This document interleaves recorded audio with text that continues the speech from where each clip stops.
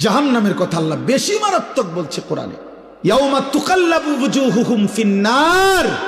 এই বান্দা, আল্লাহ বলে দুনিয়ায় তেলাপিয়া মাছ, কই মাছ তোমার ঘরে মহিলা উত্তপ্ত তেলের মধ্যে কড়াইয়ার গরম তেলে যেমন এক পিঠ একবার চাপ দেয় আবার উল্টাইয়া আরেক পিঠ চাপ দেয়, খোদার কসম আল্লাহ বলছে বান্দা তোর একটা একটা গাল, তোর একটা একটা চেহারার এক অংশ ফেরেশতা জাহান্নামের আগুনে এভাবে চাপ দিয়া দিয়া তোরে পোড়াইতে থাকবে, আর তুই শুধু চিৎকার করে বলবি ইয়া লাইতানা আতানাল্লাহ ওয়া আতানার রাসূলা।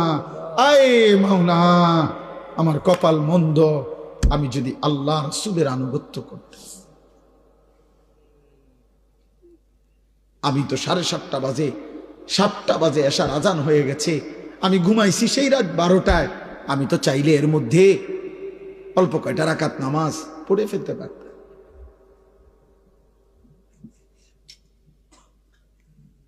আমি তো জোহরের সময় দুপুরবেলা সজাগই ছিলাম, আমি তো খানার জন্য দোকান বন্ধই করছিলাম, আমার অফিস আমার কর্ম তো ছুটি দিছিল আমারে, আমি তো ইচ্ছা করলে নামাজটা পড়তে পারতাম,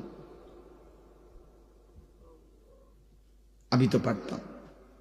হায় আমি কি করলাম! ইয়া লাইতানা আতানাল্লাহ ওয়া আতানার রাসূলা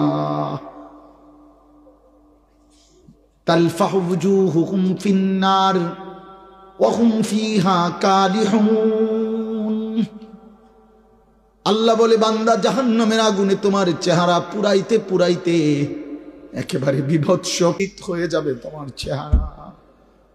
জাহান্নামী এত চিৎকার করবে, আল্লাহ বলবে আলাম তাকুন আয়াতি তুতলা আলাইকুম ফাকুনতুম বিহা তুকাদ্দিবুন। তুমি বলো না বান্দা আমার আয়াত, আমার কথা, আমার কোরআন কি তোমার সামনে পড়া হয় নাই? তুমি তো বারবার মিথ্যা মনে করেছিলে। সেদিন কি মনে নাই আমি কতবার শোনাইছিলাম? একটা বছরে 52 সপ্তাহ জুমার নামাজের ইমাম সাহেব তোমারে কি কম বেশি কিছু কথা বলে নাই? তোমার গ্রামে কতবার ওয়াজ হইছে, মাহফিল হয়েছে, কত বক্তা তোমারে কত হাজারি চিৎকার করে কি বলে নাই? কেউ কি তোমারে আখিরাতের কথা শোনায় নাই? কি বলবেন?